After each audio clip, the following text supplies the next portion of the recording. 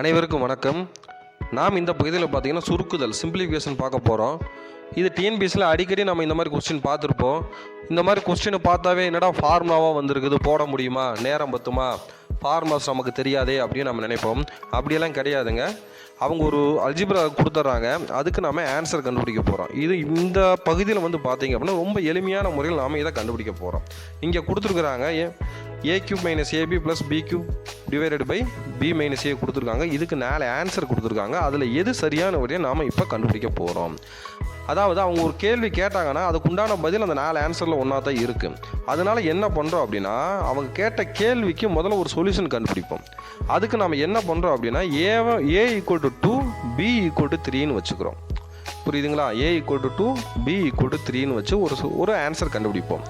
அப்படி பார்த்தீங்க அப்படின்னா இங்கே a cube divided by a minus b plus b cube divided by b minus ஏக்கு a கியூப் அப்படின்னா 2 cube divided by a minus b, a வந்து 2, b வந்து 3, அப்போ 2 மைனஸ் 3 ப்ளஸ் b கியூப் அப்படின்னா 3 cube divided by b minus a அப்படின்னா 3 minus 2, அப்போ 2 cube அப்படின்னா 2 3 தடவை பெருக்குன்னா 2 பெருக்கல் 2 பெருக்கல் 2 8 டிவைடு பை 2 மைனஸ் 3 மைனஸ் 1, அதாவது பெரிய நம்பர்லேருந்து சின்ன நம்பர் கழிச்சு பெரிய நம்பரோட சிம்பிளை போட்டுக்கிறோம்.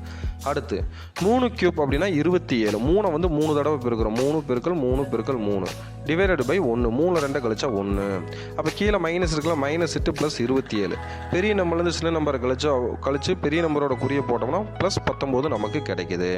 இப்போ அவங்க கேட்ட கேள்விக்கு நமக்கு என்ன ஆன்சர் வந்திருக்குது அப்படின்னா 19 அப்படின்னு வந்திருக்குது.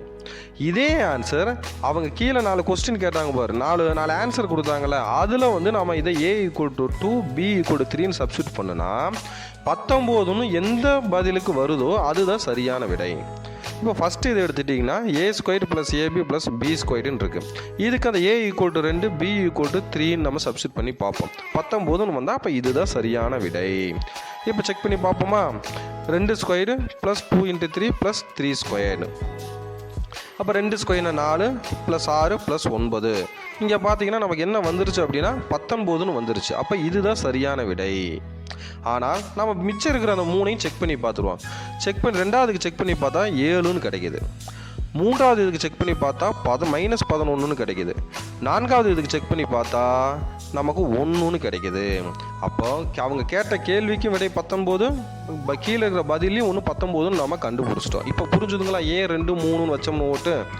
இப்போ அடுத்தடுத்து நம்ம கணக்குகள் போடும்போது உங்களுக்கு நல்லா ரொம்ப எளிமையாக புரியும். அடுத்த பகுதியில் நம்ம பார்க்கும்போது உங்களுக்கு இன்னுமே எளிமையாக புரியும். ஏன் 2 3ன்னு வைக்கிறோம், அதாவது ஒரு நம்பர்ஸை வச்சு ஒரு ஆன்சர் கண்டுபிடிக்கிறோம்.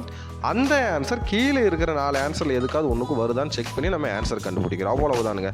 இப்போ ஃபஸ்ட்டு கேள்விக்கு 19ன்னு வந்துருச்சு, ஆன்சருக்கு 19ன்னு வந்துச்சு. அப்போ சரியான விடை 1ஆம் நம்பர் தான் நமக்கு சரியான விடை. நன்றி.